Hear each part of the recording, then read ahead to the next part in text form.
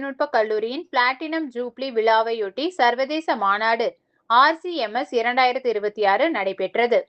கல்வி, ஆராய்ச்சி மற்றும் சமூக பங்களிப்பில் 75 ஆண்டு கால சிறப்பான பயணத்தை கொண்டாடும் PSG தொழில்நுட்ப கல்லூரியின் பிளாட்டினம் ஜூப்ளி விழாவையொட்டி அக்கல்லூரியின் சிவில் பொறியியல் துறை recent advances in construction materials and structures என்ற தலைப்பில் சர்வதேச மாநாட்டை ஜூன் 19 மற்றும் 20 ஆகிய தேதிகளில் நடத்துகிறது.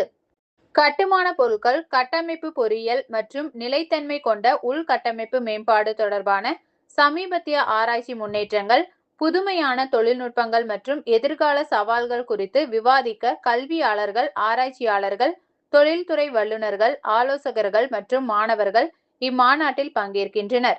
அறிவு பரிமாற்றம், கூட்டு ஆராய்ச்சி மற்றும் தொழில்துறை கல்வித்துறை ஒத்துழைப்பை மேம்படுத்துவதே இம்மாநாட்டின் முக்கிய நோக்கமாக அமைகிறது. மாநாட்டின் துவக்க விழா ஜூன் 19 அன்று நடைபெறுகிறது.